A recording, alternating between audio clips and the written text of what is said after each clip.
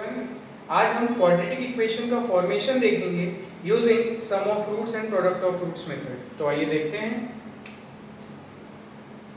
Quadratic equation का formation देखेंगे।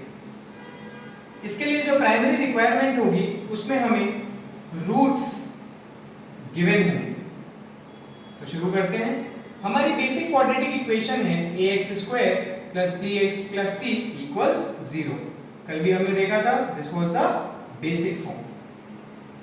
Rule क्या कहता है, अगर इस इक्वेशन के दो रूट्स होंगे अल्फा और बीटा, तो रूल नंबर 1 ये कहता है कि दोनों रूट्स का जो सम होगा that is -b/a and product of the roots will be c/a। इसी को इंप्लीमेंट करते हैं इक्वेशन में। आइए, ax² + bx + c = 0। मैं दोनों तरफ a से डिवाइड करता हूं, तो यहां पर इक्वेशन आ जाएगी x² + b/a * x + c/a = 0। अब इसको अगर हम ध्यान से देखें तो x² प्लस, क्या मैं b/a को लिख सकता हूं -α + बीटा * x प्लस c/a को लिख सकता हूं अल्फा * बीटा। तो अगर मुझे दोनों रूट्स पता हैं तो मेरी क्वाड्रेटिक इक्वेशन का नेचर कुछ ऐसा हो जाएगा।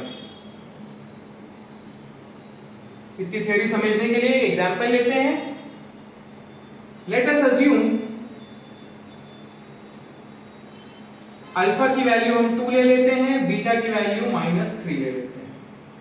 तो हमारी इक्वेशन बन जाएगी x² - alpha plus beta plus alpha into beta equals 0। x² - 2 - 3 will be -1 plus 2 into -3 will be -6। तो फाइनल इक्वेशन आ जाएगी x² प्लस, यहाँ पे x होगा, x² plus x minus 6 equals to 0। So this is how we formed a quadratic equation when the roots were given। Let us take another example।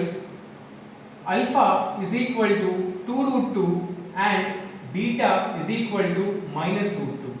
Putting in the equation of x² minus alpha plus beta times x plus alpha beta equals 0। x² minus 2√2 plus -√2 times x plus 2√2 into -√2 is equal to 0। x² minus 2√2 में से √2 गया तो √2 बचा, plus into minus will be minus and it will be 4। √2 and √2 will be 2 and 2 2s are 4। Now the final equation will become x² minus √2x minus 4 equals 0। देखने में equation tough लगती है पर इसका सिंप्लीफिकेशन बहुत सिंपल है। Thank you.